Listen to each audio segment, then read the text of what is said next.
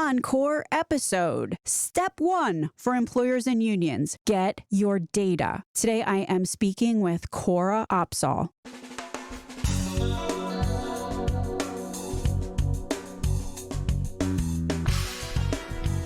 American healthcare entrepreneurs and executives you want to know. Talking. Relentlessly seeking value. Why did I decide to encore this episode where Cora Opsahl from 32BJ spends 29 minutes talking about the importance of getting your data if you are an employer or a union health fund? Let me quote Jeff Hogan with some light edits here. Jeff wrote about the, in air quotes, outsized role that employer data and intentional analytics can and will play. This is emerging and a must-have. The show with Andreas Mang from 2 weeks ago, the show with Dan Mendelsohn, the one with Mark Cuban and Farron Williams, everything that has been talked about in all of these shows and more is gonna be hard to do without having the data so you know what's going on. But I will let Cora Opsahl explain far more succinctly than I can here.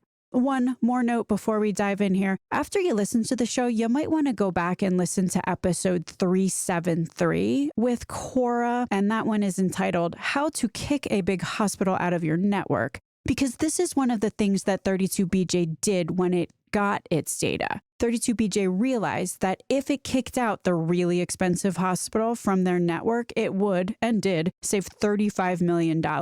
Kicking this one hospital out of its network enabled the union to get its biggest wage hike in however many years. And also the employers employing union members got a premium holiday and did not have to pay into the health fund for a few months. Imagine if they didn't have this data and realize the millions and millions of dollars being siphoned out of the plan by this one hospital charging way too much. It's just crazy how many employers or unions wind up becoming imprudent fiduciaries because they just don't have the data to know better. But I'll tell you who is realizing it.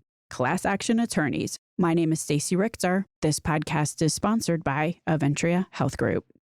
Today, I am speaking with Cora Opsahl, who directs the 32BJ Health Fund. Important to know about Cora's background is this. In previous roles, she's worked deep in the inner workings of the healthcare industry. So she came to 32BJ armed with a BS meter that is finely tuned, which is, unfortunately, an essential skill for anyone trying to help the patients and members relying on them to successfully navigate the healthcare industry. This conversation gets into everything that the 32BJ Health Fund does with their data. They have lots of data. They demand it.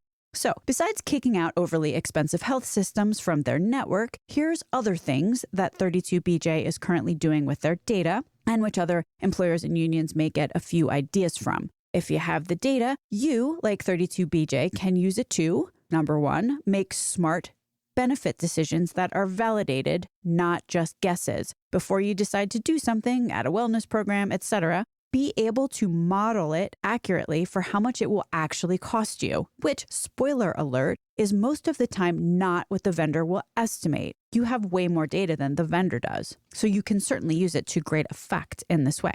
Another thing, you also can use data to make sure that the right members are being communicated with so that benefit designs are successful. As Ashley Gunter said in episode 368, success when changing benefit designs has a lot more to do with communication than many realize. Another thing that you can do with data is create dashboards for leadership that may show trend lines, for example, which could be very helpful to ensure that the fund doesn't run out of money, etc., little things like that. Another thing you can do is figure out how much the fund is spending on various procedures and where. There's all this talk right now about the crazy variability of prices for the same exact service in the same local market. Like at one hospital, a colonoscopy could literally cost 10 grand. And in another hospital, same quality, same basically everything, that same colonoscopy will be 2 or 3 grand. I mean, there's a 500% delta or something in some of these cases. Another thing you can do with data is ensure that if a vendor said they were going to do something, that they are actually doing it. This is especially meaningful for point solutions because of the whole squeezing the balloon thing. I can save money in a silo, and you won't realize that those dollars are getting transferred elsewhere unless you are doing your own math. This is a big deal if you start thinking about how pharmacy benefits are typically siloed from medical benefits. So if I'm a pharmacy benefit manager, I can talk about how much I'm saving by denying patients drugs without consideration of the medical downstream implications of that. Here's another thing you can do with data: ensuring you're not paying a bill and writing a check for more than the bill was for, which is weirdly common. There's a whole show with Dawn Cornelius about this. That is episode 285. And then lastly, 32BJ has an engineering team that is creating an app to help members navigate to great doctors with fair prices. All of these things roll into basically 3 categories. The first being cutting wasteful spending and finding fraud. Number 2, making smart benefit decisions. And then lastly, being able to see trends and forecast the future, which is really helpful for financial solvency, etc. As Cora Opsahl says, I think we all can recognize that you cannot make smart decisions and be a fiduciary of a fund without having data. This whole conversation has been really a big bright spot for me and will provide hope, I think, for any employer/union who is seeking ways to protect their members and patients, the ones on their plans and therefore under their aegis, and whom they have a fiduciary responsibility to look out for. 32BJ represents about 200,000 members. They are mostly in residential and commercial real estate. So, for example, your doormen, your maintenance workers, your security, your cleaners, amongst others. Members are in about 11 states, but a lot of them are in the New York City metro area. These union members who are in the fund work for over 5,000 different employers. The 32BJ Health Fund has $0 premiums. Wowza on that point. That's a huge benefit. My name is Stacey Richter, and this podcast is sponsored by Aventria Health Group. Cora Opsahl, welcome to Relentless Health Value. Thanks, Stacey. I'm excited to be here. So one of the things I think is really unique about what you're doing is how much data you have. Why don't we talk about that? Where does your data come from? How do you use it? Sure. So you're right. Well, I think one of the things that sets us apart as a health fund is the use of data and how much data we have. We receive 100% of our claims data from all of our vendors, which I think is very unique, which means that I have all of my medical claims, my pharmacy claims, my dental and vision claims. We're able to then use that data in multiple ways. First, at a very high level, it allows us to know how our spend is looking and how we're tracking against our contributions from the employers. It always is helpful to know where your money is going and how much you're spending. But the bulk of how we use our data is to drive our benefit decision making.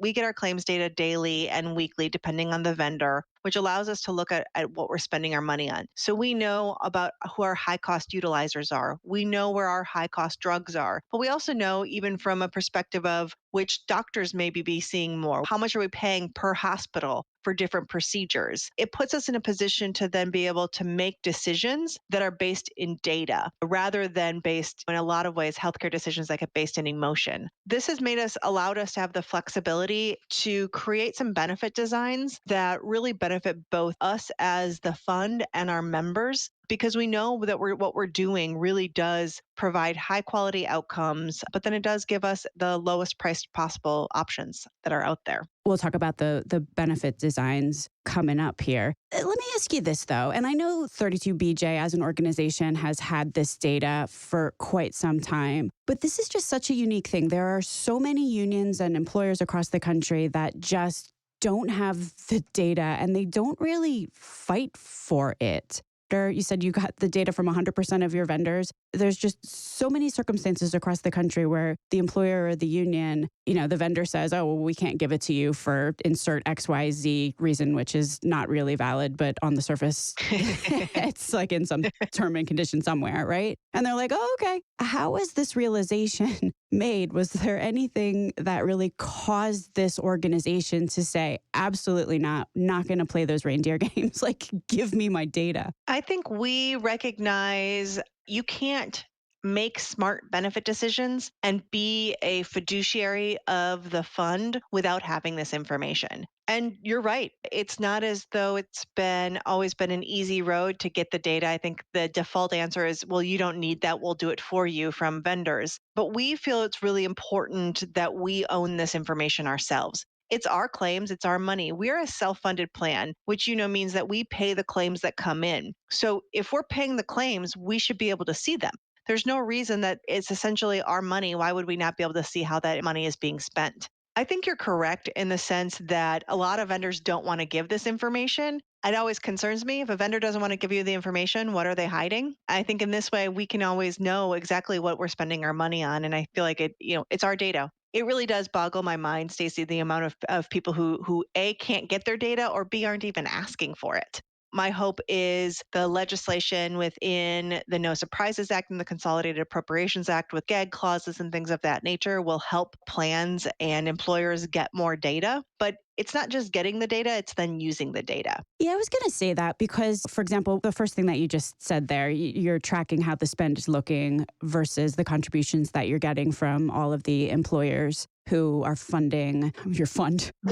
You have to have all of this aggregated. Like, you have to have a pretty serious database that is able to take the feeds from all of these different, or the uploads from all of these different sources to create one aggregated total at the end of the day. Like, everything has got to be regularized. Do you want to just describe the analytics operation that you have there? Like, how many people work there? What are they doing all day? Absolutely. We have our health fund analytics, and then I would say we have our employer analytics. Because we are a Taft-Hartley multi-employer fund, we have an entire department that does nothing but manages the employer contracts and ensures that they're getting the contributions from the employer. That, I will say, is outside the scope of the health fund, except that is a very complicated operation in order to ensure that we're getting all of the income for the fund in order to pay our claims. On the health fund side, we have what I would call significant analytics team. It's a team of between 15 to 20 people. We're growing, which is why I say 15 to 20. And that team does a whole range of activities. We are building out dashboards so we can look at a leadership and an internal level to understand how are we spending our money, what claims are being paid on each invoice, and does that match the money then being paid to the vendors? We look at trends. How much did we spend this quarter versus last quarter, or this quarter last year, to be able to see what kind of trends we have? The team will dig into things such as, what are we spending on certain procedures? What procedures do we spend the most on? Then what are we spending at each place? How do we want to build our plan? So as we've expanded our benefit design to talk about things which I think we'll talk about later related to like our maternity program or our centers of excellence, our analytics team is validating the data that vendors say, when vendors come to you and say, buy our program, it will save you X dollars. Because we have the data, my analytics team can go in and say, let me check that for you. And we validate all of those assumptions that are being sent to us. We also then make sure we are capturing the savings that we've anticipated from these programs. So that's one element of our analytics team. The other element of our analytics team is really the more enhanced data engineering. We have our own homegrown Find a Doctor tool that members can use on our website.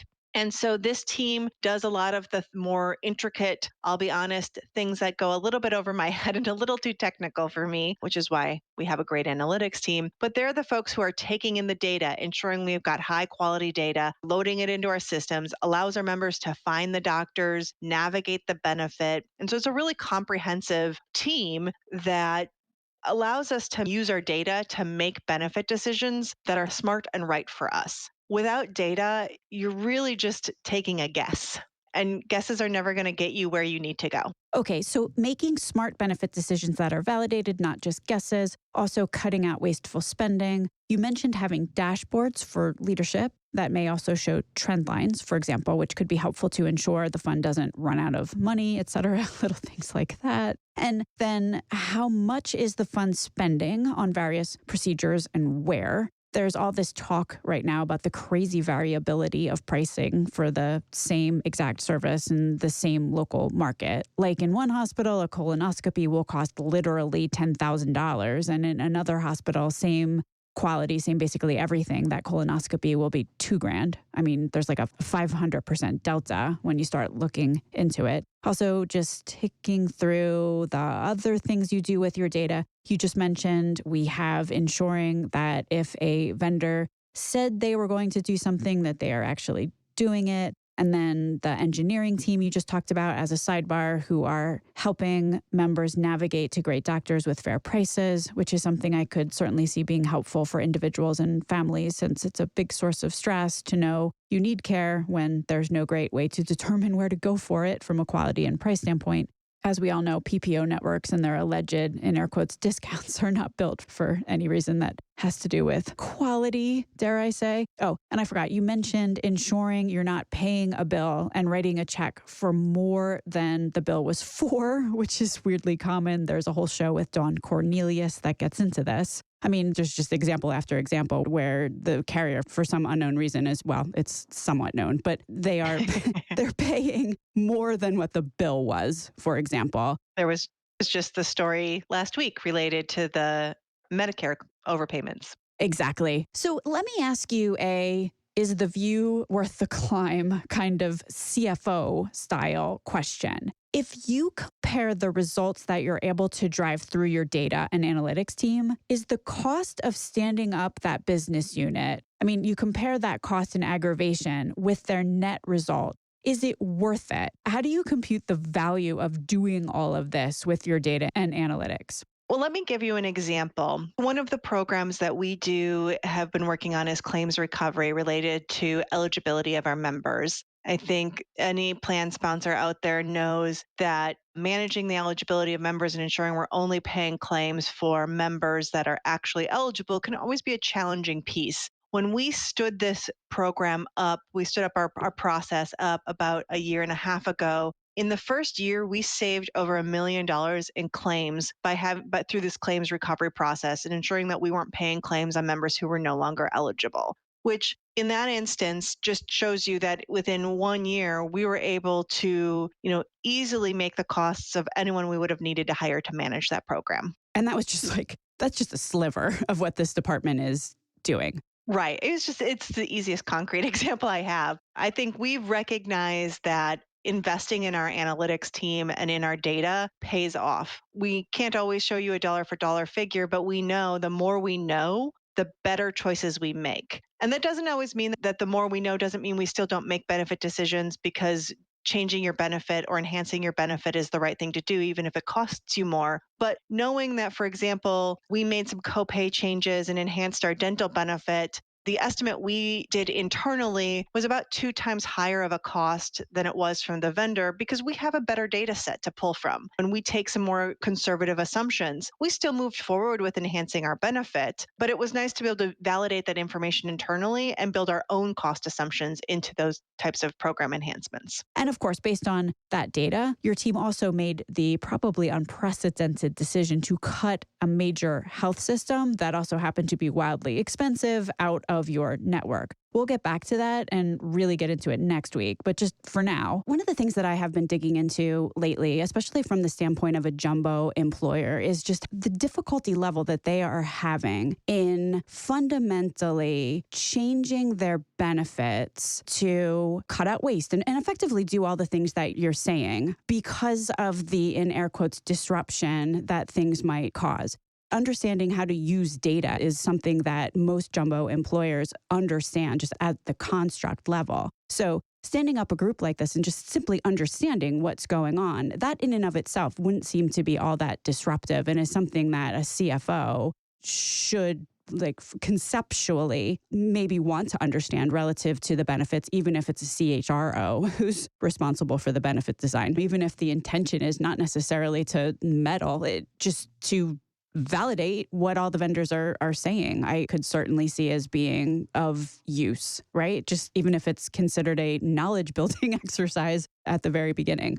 Well, and I can tell you that that the use of data has really built our knowledge. And, one of the things we've been able to do is really understand how we spend our dollars. And that has resulted in us making these decisions that we've made and really understanding how we spend our money. So let me summarize what we just about into, let's just say, 3 distinct categories. Using data to cut waste for sure, but then also number 2, to define benefit design decisions. Like if you know which vendors are performing really well and what programs are working and how much they cost, if you know which hospitals, for example, are totally taking advantage of you and which are offering a decent value, All of these things can be evaluated so that smart benefit design decisions can be made. And then number three, contemplating the future of the programs, looking at these trend lines and whatnot. So we talked a little bit about removing waste, and next week we'll talk about kicking out overly expensive health systems from the network. Not sure if that falls into the removing waste or improving benefit designs category, but let's talk about the second thing that you're doing with your data right now, which is helping to define benefit design decisions. And, as you said, and this is pretty unprecedented in and of itself, that for maternity care, just the incredibly low out of pocket, what did you say? It was like $40 or something? Correct. Our members can have a baby. The only copay they pay is their first prenatal copay visit. How are you using the data, number one, to figure out that that's even possible, number one? But then number two, what other decisions are you making relative to benefit design using the data that you have? So I think because we value having a $0 premium sharing, it becomes really important that we manage the dollars that are being provided through these employer contributions and our multi-employer plan. And so it's really important to us that as we make benefit decisions, we're doing it smartly. One of the things I would just highlight is that from my perspective, benefit design alone will not solve your problems. They're not going to bend the cost curve. That's where prices come in. But it doesn't mean that we shouldn't look at benefit design. And so one of the things we did was our maternity program. We've also built out centers of excellence programs. This is a somewhat common or becoming more common way of addressing some more standard procedures. And so we have a centers of excellence program for bariatric procedures and total joint replacement, where our members can have these surgeries for a $0 copay. For a total joint replacement, that also includes transportation, but it also includes physical therapy after the surgeries. And what we believe makes our Centers of Excellence program unique is that we just expanded it. While the good portion of our members are based here in the New York City area, we do have members in Pennsylvania, Massachusetts, Connecticut, New Jersey, Florida, among other states. And we expanded our Centers of Excellence program outside of the New York City area. We did this by partnering with Mount Sinai Health Systems to create our Centers of Excellence network, where they partnered with hospitals in each of these areas to offer the same program they're offering our members here in New York City, where the program has a member concierge. It's a program that has patient navigators that helps our members from the moment they're identified as being eligible for these surgeries through the whole process. These hospitals also agree to the same financial terms, which has a certain pricing based that we'll do reconciliation in on the back end to ensure that we're paying a fair rate for these surgeries. We've built these programs, but one element of the program is our data.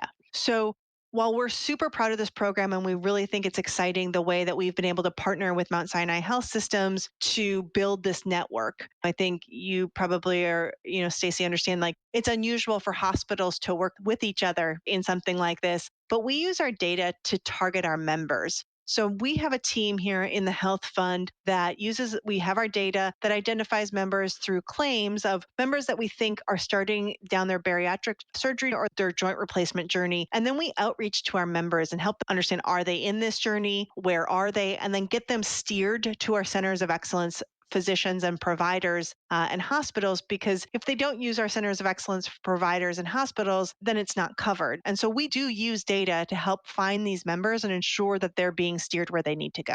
That's certainly impressive. And I think, just thinking about this from the member slash patient slash consumer standpoint, getting a total knee replacement or a total hip replacement, that's stressful enough as it is. Then trying to find the right surgeon, who has the quality outcomes, like that's stressful. And then it's also stressful to, again, make sure that you don't wind up getting hit with some exorbitant out-of-pocket spend. So the fact that you have the Center of Excellence program, I mean, not only does it, in air quotes, save money for the plan itself, but it also is, I would think, a very appreciated service amongst the members. It is. We survey all of our members who go through both our maternity and our Centers of Excellence programs, and they are, our positive response rate is at or near 100%. It's 100% in our maternity program, and I think about 98 or 99% in our Centers of Excellence program. but 100% would recommend it to others. Wow. And again, I think it goes back to when you build the trust with your members, because we create programs, we use data to help our members navigate these programs, we're able to build trust. So when we do have to make tougher decisions like removing New York Presbyterian, we've really been able to build the trust with our members that we're doing this really for them and for the longevity of their benefit. Yeah, indeed. Well, I mean, considering that some people are happy with net promoter scores of like 7 or 8, 70 or 80%, the fact that you got 100% is unprecedented. So I think that certainly speaks for itself. Another thing that you've sort of woven throughout the course of this conversation has been really ensuring the future of these programs.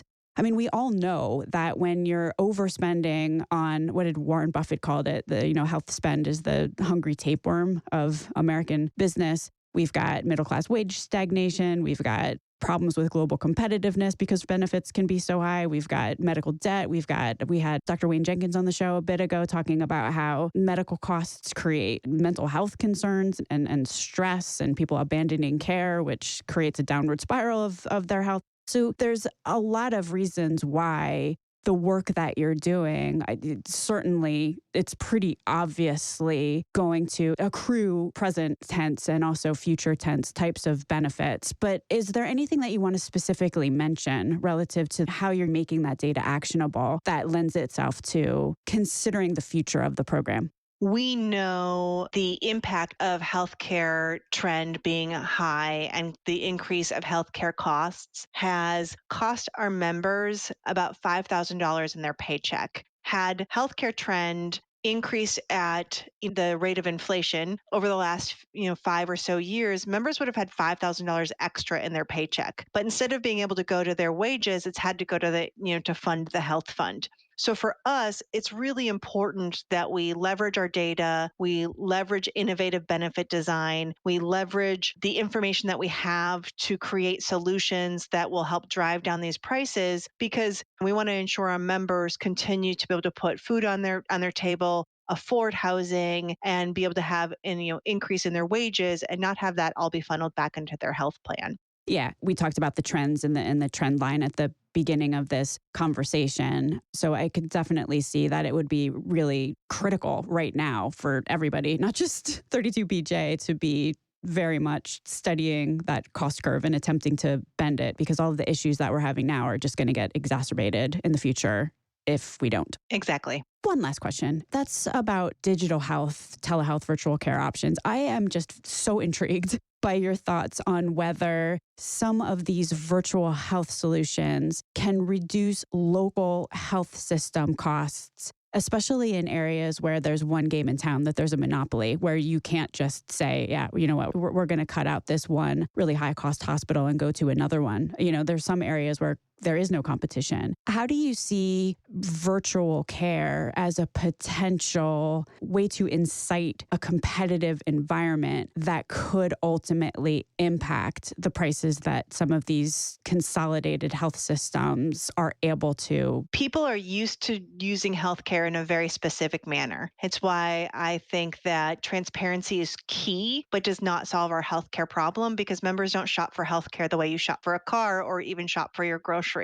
I think that if we can figure out how to make telehealth accessible for everyone, whether they have a smartphone or not, have the ability to find a private place to have conversations, then I think that, there may be an opportunity for telehealth or virtual health to upset some of these more monopoly systems or low choice options. But it's going to take helping members understand that the care you're getting when a doctor is able to talk about your symptoms over a Zoom meeting and not actually look in your throat with their tongue depressor is going to get them the same results. So I think the jury's out, and I am curious in the long-term benefits. Will telehealth actually increase costs because you're paying for the telehealth visit that eventually ends up in the doctor's office anyway? Or are you really truly going to be able to avoid an urgent care visit, an ER visit that then could potentially spiral from there? So personally, I think the jury's still out. If it can be done effectively, I think it'll be great. I'm just not sure consumers are really ready to embrace the telehealth movement when it comes to healthcare.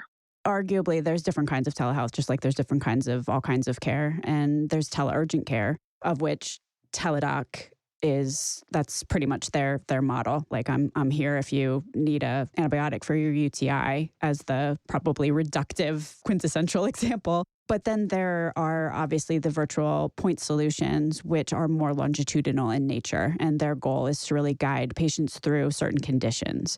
It will be interesting, maybe TBD, we can talk about this again in a year after you have been able to look at your data and determine whether any of the maybe point solutions which you have taken on board, like what you think the results are that they have created for your members.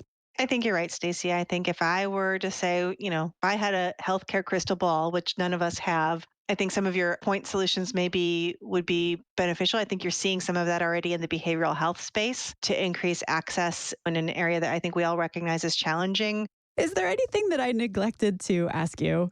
I'll go back to what I said probably multiple times. It's really easy to think that we can solve this problem through benefit design, that you just need to have the right copay structure or the right this or the right that. But in the end, when we're spending 56% of our costs on hospital care, it's the price. It's the price of healthcare. Until we can get those prices down, you're not going to bend the cost curve by benefit design alone.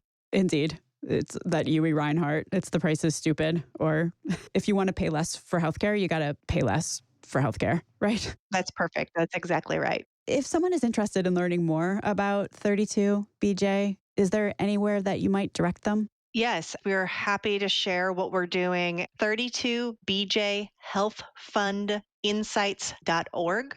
Perfect. 32bjhealthfundinsights.org. Cora Upsall, thank you so much for being on Relentless Health Value today. Thank you, Stacey. It was my pleasure. Links to everything discussed on the program today can be found at relentlesshealthvalue.com. If you visit the website, relentlesshealthvalue.com, you will also find a complete listing of all of the shows. Another cool feature is, you can subscribe to the show so that every week the episode is automatically sent to you, so you don't have to remember to go to the website to download it. Thanks so much for listening.